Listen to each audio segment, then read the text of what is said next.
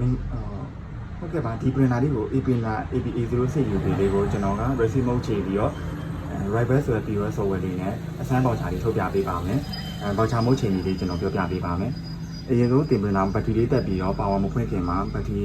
printer ရဲ့ညာဘက်ဒီခလုတ်လေးကိုအောက်ကိုဖိလိုက်ပြီးတော့အဖုံးလေးဖွင့်လိုက်မယ်ဖွင့်လိုက်ပြီးတော့ receipt စာရွက်လေးကိုကျွန်တော်ပြထားတဲ့မျိုးလေးပေါက်ဆောက်ပုံစံလေးပေါ့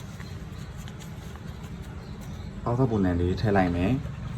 ထည့်ပြီးတော့ဒီ printer စာရွက်စာတွေနဲ့ထည့်လိုက်ပြီးတော့ printer လေးအဖုံးပိတ်လိုက်မယ် printer လေးကိုစပြီးတော့ကျွန်တော်တို့ receipt mode စချိန်မယ်ပေါ့နော် printer လေး power ဖွင့်လိုက်မယ် power လေးဖွင့်လာပြီဆိုရင်ဒီဘက်က power button လေးကိုတစ်ဘက်ကလေးနှိပ်လိုက်မယ်test page ကိုဝင်သွားတယ်ပြီးတော့ရှေ့ menu တစ်ခုမှာရှေ့ဆက်သွားမယ်ဘယ်ဘက်ကခလုံးနဲ့သွားမယ်ချိန်မယ်ညာဘက်နဲ့ချိန်မယ်ပေါ့နော်ဘယ်ဘက်နဲ့သွားမယ် land label density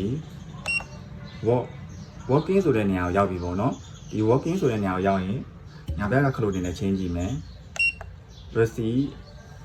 label receipt ဆိုရင်တော့လေ ESC POS တွေနဲ့ပဲထုတ်ပြန်ပြောကျွန်တော်ပြထားတဲ့လိုမျိုးလေ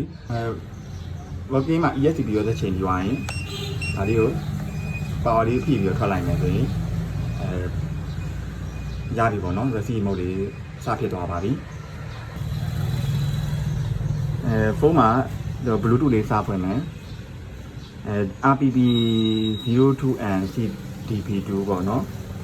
အဲ့ဒီကိုပေးလိုက်မယ်ချက်ပေါက်လေးတစ်ခု on မယ် password က3ည4လုံးပေါ့ပြီးရင် Rival ဆိုပြီးတော့ software ကိုတွားမယ်ပြီးတော့ menu တွေက setting တွေက printer ညာဘက်အောက်ထောက်မှာရှိတဲ့အပေါင်းဘက်တန်လေးနှိပ်မယ်ပြီးတော့ main မှာကြိုက်တာလေးပေးလိုက်မှာဒါ A printer ပေါ့နော်ပြီးရင် ATA model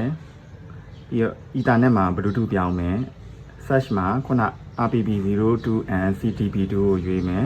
ပြီးတော့ paper size မှာ80 print receipt ကို online မယ်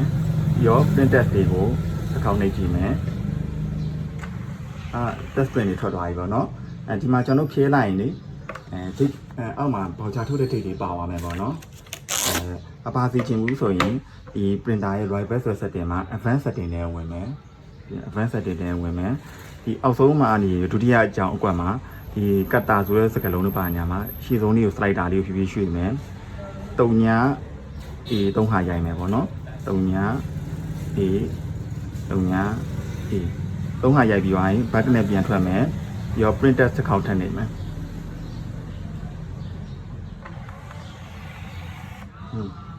ဒါဆိုကျ3ည A 3ဟာရိုက်လိုက်ရင်စလုံးလေးကရှည်ရှည်လေးပို့ထွက်သွားတယ်စလုံးလေးကရှည်ရှည်လေးပြန်ပို့ထွက်သွားတယ်အဲ့ဒါရပါပြီ